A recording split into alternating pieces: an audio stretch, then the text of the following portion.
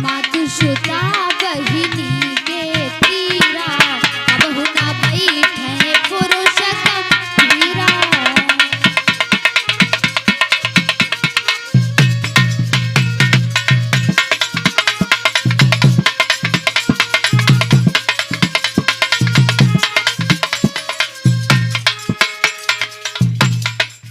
कि मातु सुता ओ बहिनी के तीरा तो कबहु न बैठे पुरुष गंभीरा। वेदो व्यास जी महाराज कहने लगे कि कभी एकांत में जवान पुरुषों को अपने माँ के पास में नहीं बैठना चाहिए, अपने बहन के पास में नहीं बैठना चाहिए, अपने बेटी के पास में नहीं बैठना चाहिए। सारे शिष्य तो सुनते रहे, लेकिन मेरे भैया जयमिन ऋषि उठ करके खड़े हो गए। उठ करके जयमिन ऋषि खड़े हो गए, कहने लगे गुरुवार मैं इस पुराण को सत्य नहीं मानता। वेदो व्यास जी महाराज कहने लगे क्यों नहीं सत्य मानते हो? जयमिन ऋषि कहने लगे आपकी ये पुराण झूठ है। वेदो व्यास जी महाराज कहने लगे मेरी पुराण क्यों झूठ है? जयमिन ऋषि कहने लगे सुनो कि मातु सुता बहिनी के त्यागे तो नर बैठे कहीं के आगे।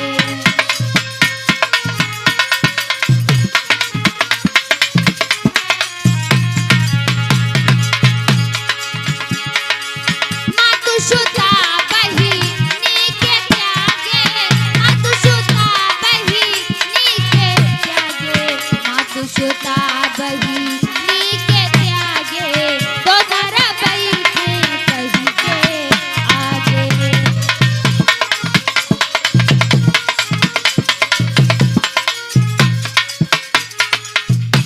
कि मातु सुता ओ बहिनी के त्यागे तो नर बैठे कहीं के आगे। जयमिन ऋषि कहने लगे गुरुवार आपकी ये पुराण गलत है। व्यास जी महाराज मुस्कुराने लगे, कहने लगे अच्छा आप मुझे ज्ञान सिखा रहे हो, क्योंकि मेरे भैया बताया गया गुरु गुरु होता है और चेला चेला ही रहते हैं।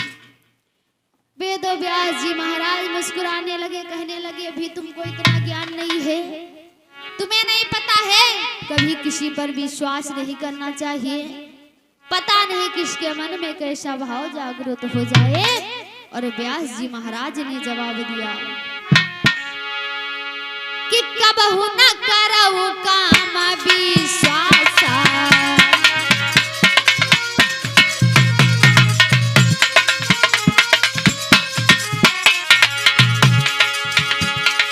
कबहु न करऊ काम विश्वासा और इन सम होई बुद्धि बल नासा।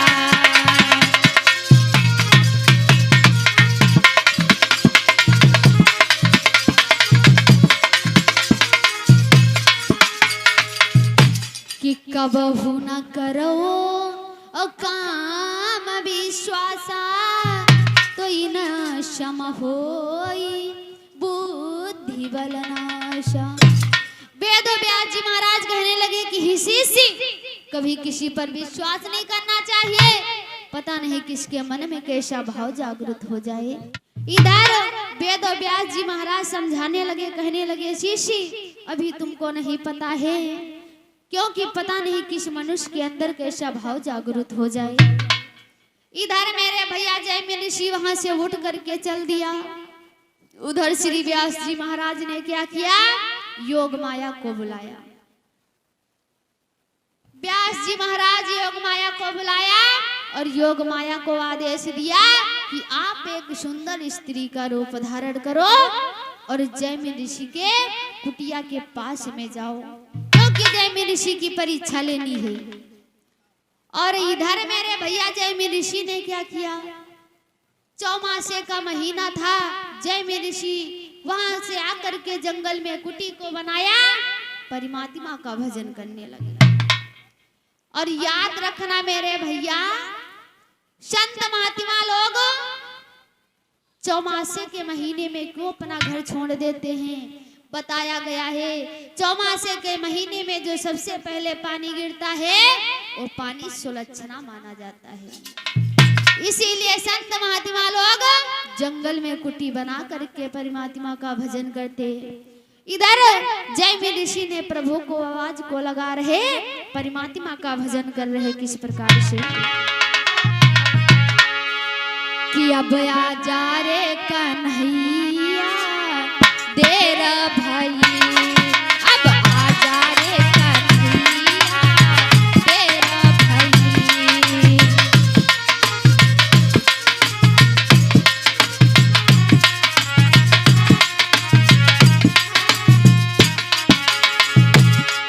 अब आ जा रे कन्हैया देर भई, अब आ जा रे कन्हैया देर भई। और बड़ी जतन से हरिद्वार से मैं गंगा जल लाया।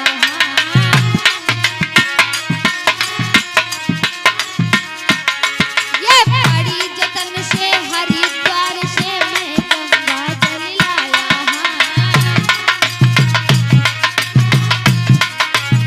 और अब की जा रे सामरिया देर भई, अब आ जा रे कन्हैया देर भई।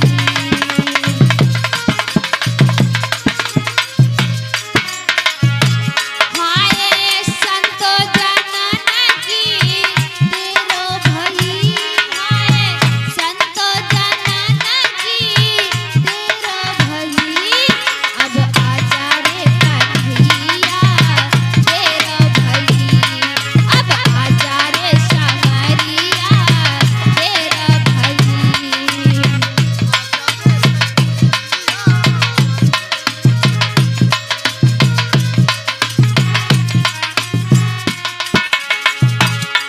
हाय बड़ी जतन से हरिद्वार से मैं गंगा जल लाया।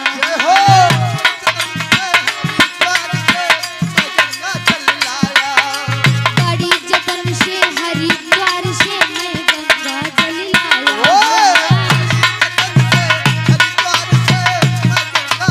और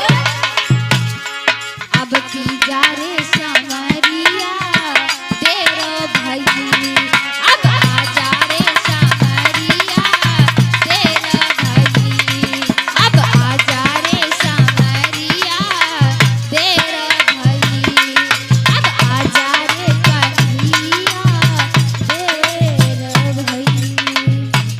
आज इधर जैमिनी ऋषि महाराज प्रभु का भजन कर रहे हैं, उधर व्यास जी महाराज योग माया को भेज दिया। आज जैमिनी ऋषि भगवान का भजन कर रहे हैं। चौमासे का महीना है, बहुत ही सुहाना मौसम है, बहुत ही सुहाना मौसम। आज कीड़े मकोड़े अपनी आवाज को सुना रहे हैं, बहुत ही सुंदर मौसम। बताया गया कैसा है मौसम कि झनना झनना झेंगुरा झनकार।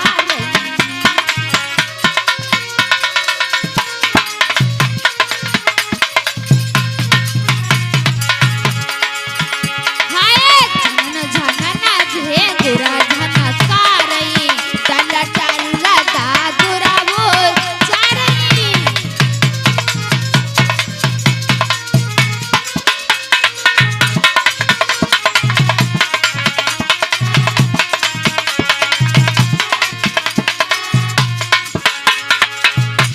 आज मेरे भैया कीड़े मकोड़े अपनी आवाज को सुना रहे हैं, बहुत ही सुहाना मौसम है वहाँ का। और याद रखना मेरे भक्तों, लोगों ने बताया है 3 लोगों की परीक्षा अवश्य लेनी चाहिए।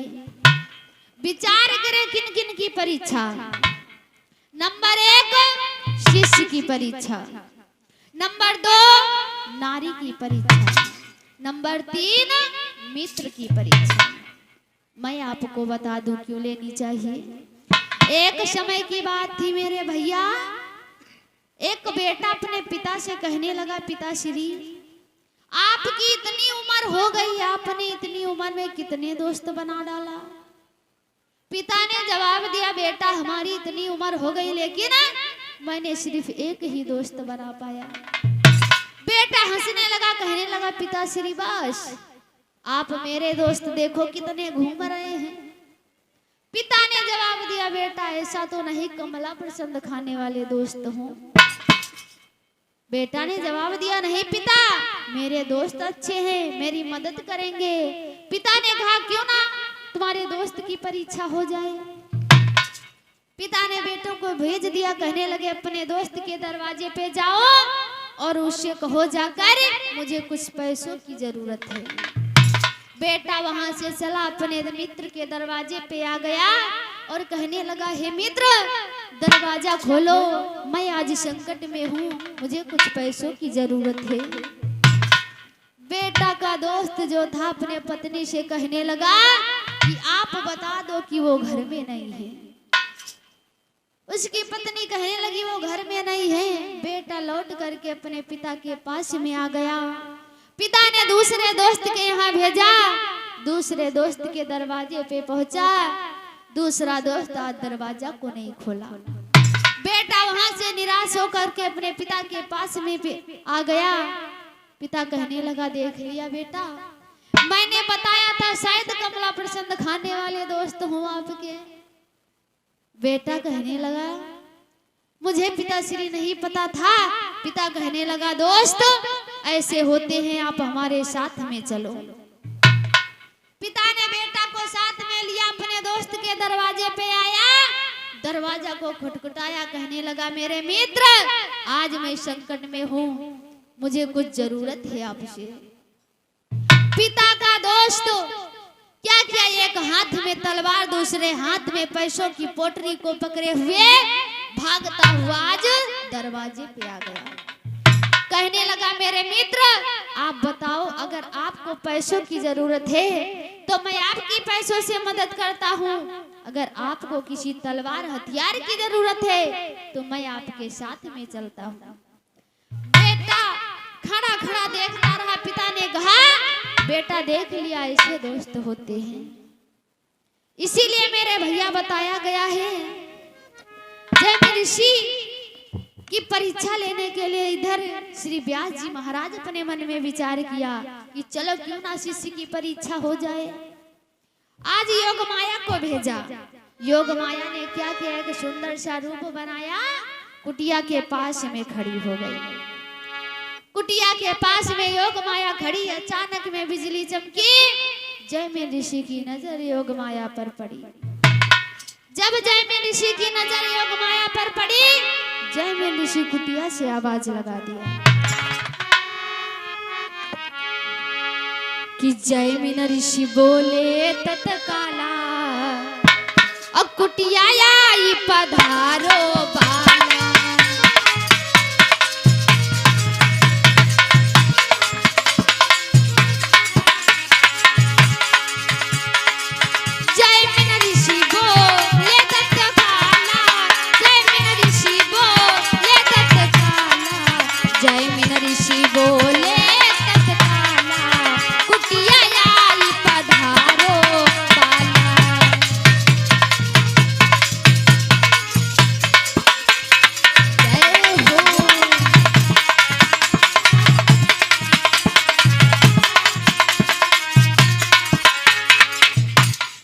जयमिन ऋषि कुटिया से आवाज को लगा दिया कि हे माँ, आप इस बारिश में क्यों भीग रही हो?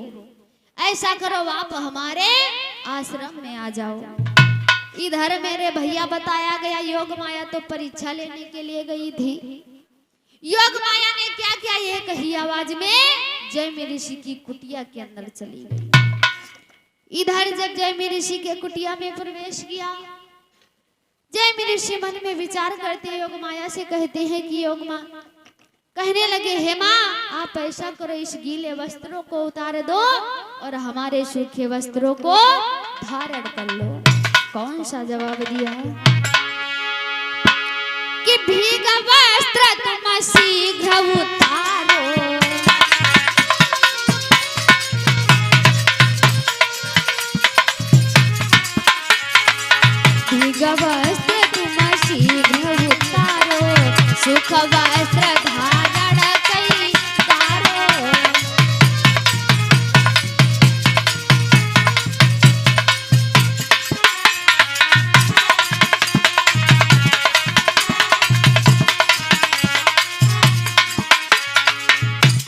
आज कहने लगे आप इन गीले हुए वस्त्रों को उतार दो, हमारे सूखे वस्त्रों को धारण कर लो।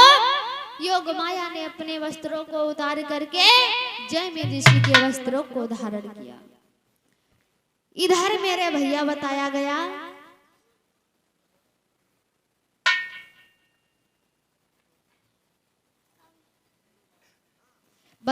मेरे भैया, आज जिस समय योग माया ने क्या किया, वस्त्रों को धारण किया, उसके बाद में जैमिनी ऋषि के पास में एक ही चटाई थी।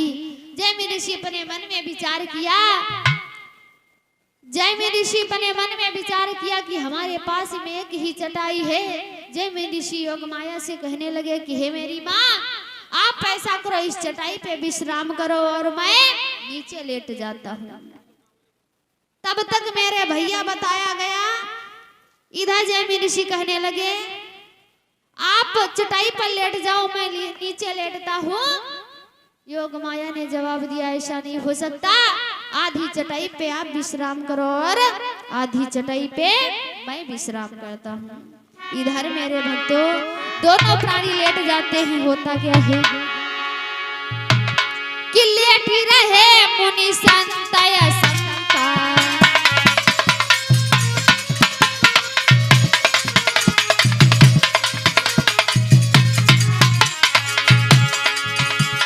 लेटी रहे मुनि संत संता, और ताही बने छत्तीस के अंका।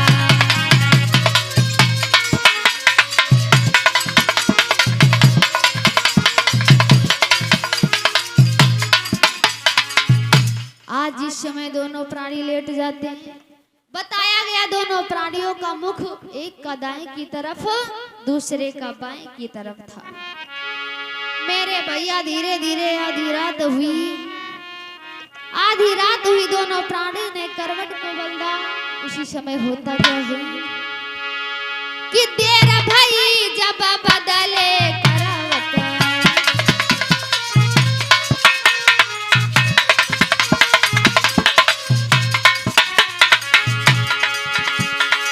देर भई जब बदले करवट, ताई बने गिनती के तिरसठ।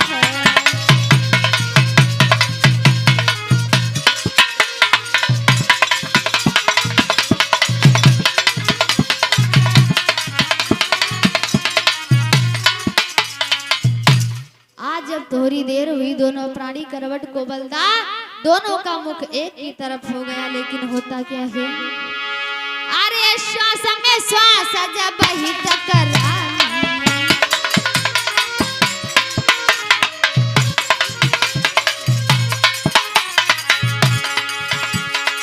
श्वास में श्वास जब ही टकरानी, उठी बैठे तब मुनिवर ज्ञानी।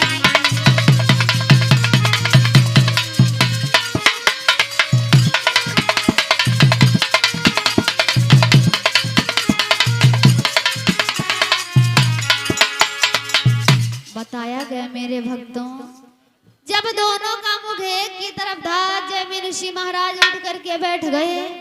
योग माया जाग पड़ी, कहने लगी प्रभु आप अभी तक विश्राम नहीं किया। जैमिनी ऋषि ने जवाब दिया, आप ऐसा करो मेरे साथ में शादी कर लो। जिस समय जैमिनी ऋषि कहने लगे आप मेरे साथ में विवाह करो, योग माया कहने लगी आप पहले मुझे माँ कहा, फिर मुझे बहन कहा, अब मुझसे शादी करने को कह रहे हो। लेकिन यहाँ तो ना माड़ो है ना खम्भ है, आपकी भावनिया किस प्रकार से पड़ेंगी। तब तक जैमिनी ऋषि ने बहुत सुंदर जवाब दिया। क्या कहा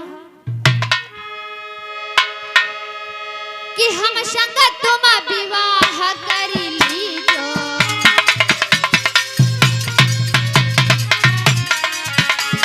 हम संग तुम विवाह कर लीजो, और कुटिया खम्भ मानी तुम लीजो।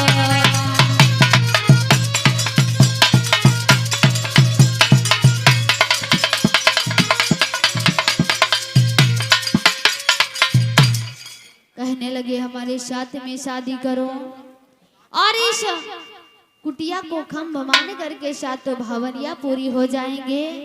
इधर मेरे भैया योग माया जैमिनी ऋषि की भावरिया बनने लगी। बताया गया है,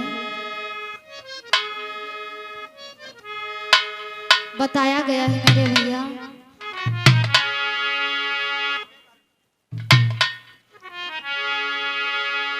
जिस समय जैमिनी ऋषि और योग माया की भावरिया पर रहे किस प्रकार से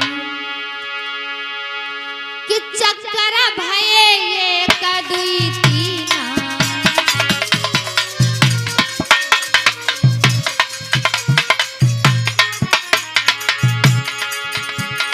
चक्कर भये ये कदुई तीना और चार पांच छह गिनती तीना।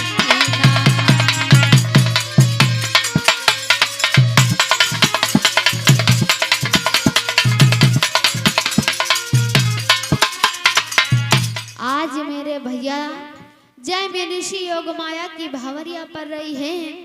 जब 2-3 फेरे होते हैं तो जैमिनी ऋषि मारे जल्दबाजी के 3-4 की गिनती लगाते हैं। जैमिनी ऋषि मन में विचार करते कि कितनी जल्दी मेरी शादी हो जाए और योग माया हमारी हो जाए। इधर मेरे भैया भावरिया पर रही है। उसके बाद में बताया गया 4 भावरे पूरी हुई। आज योग माया अचानक चिल्लाने लगी और कहने लगी, प्रभु हमारे पैरों में कांटे लग गए, हमारे पैरों में छाले पड़ गए, अब हमसे नहीं चला जाएगा। जैमिनी ऋषि महाराज बहुत परेशान, क्योंकि भावरिया कैसे परे। तब तक योग माया कहने लगी कि हे प्रभु मैं आपको एक उपाय बताती हूँ और आप ये उपाय करोगे तो तुम्हारी भावरिया पूरी हो जाएंगी। योग माया ने कौन सा उपाय बताया कि बनौवा सो तुम हमाया सवारा,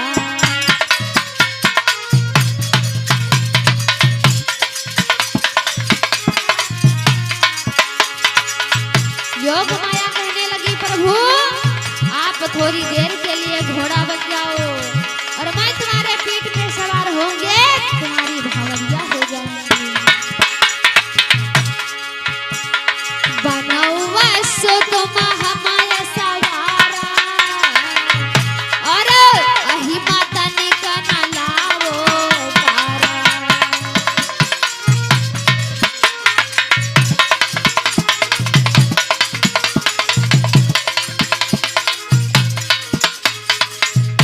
आज योग माया कहने लगी आप घोड़ा बन जाओ, मैं तुम्हारे पीठ पे सवार हो जाएंगे और तुम्हारी भावरिया पड़ जाएंगे। जैमिनी ऋषि शादी के चक्कर में घोड़ा बन गए। योग माया पीठ पे सवार हुई। जैमिनी ऋषि की भावरिया पड़ने लगी। योग माया ने ऊपर को हाथ उठाया और हाथ में सुंदर सी चाबुक को लिया। बताया गया कि हाथ ली न चाबुक विकराला, अमुन की मारी उधेलो खाला।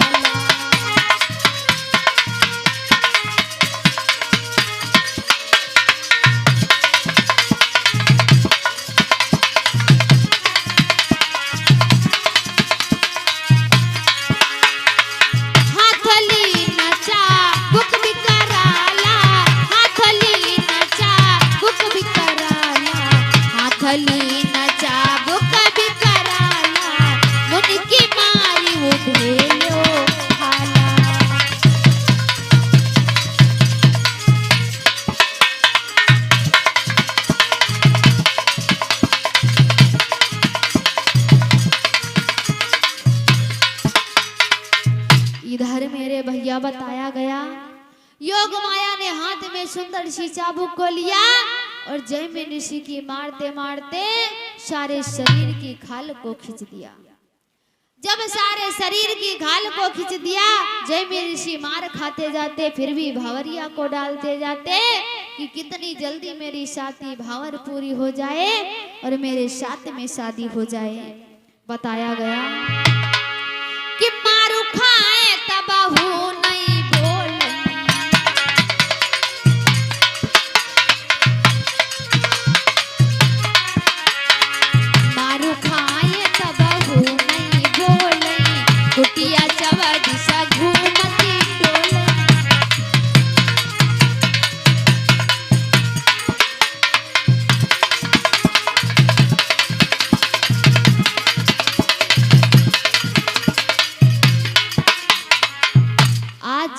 ऋषि मार खाते जाते फिर भी नहीं बोलते, भंवरिया को डालते जाते।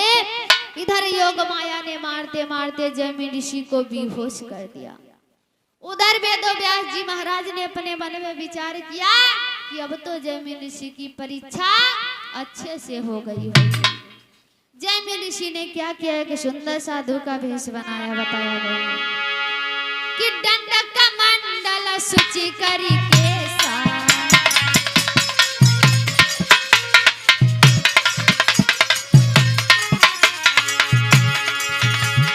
दंडक मंडल शुचि करी केसा, और व्यास देव वाये मुनि भेषा।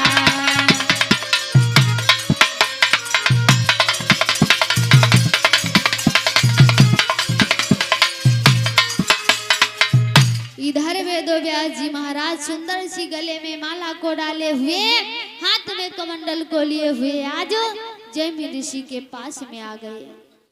जैमिनी ऋषि मारे शर्म के मारे व्यास जी महाराज के चरणों में गिर पड़े और कहने लगे, गुरुवर मुझे नहीं पता था। व्यास जी महाराज इसीलिए मैंने कहा था, इसीलिए मैंने चौपाई अपने पुराण में लिखा था, कौन सी कि मातुश्ता बहिनी के तीरा,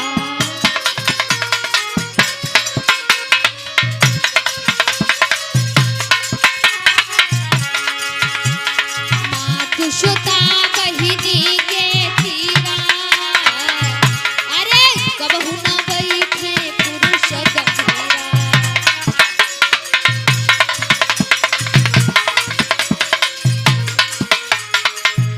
व्यास जी महाराज कहने लगे, इसीलिए मैं इस चौपाई को लिखा था कि जवान पुरुषों को अपनी माँ के पास में, अपनी बहन के पास में, बेटी के पास में नहीं बैठना चाहिए।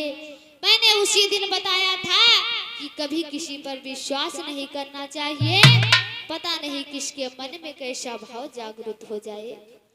जैमिनी ऋषि ने व्यास जी महाराज जी के चरणों में गिर पड़े। व्यास जी महाराज ने क्षमा किया। इस प्रकार से मेरे भक्तों, श्री वेद व्यास जी महाराज अपने शिष्य जैमिनी ऋषि की परीक्षा को लिया।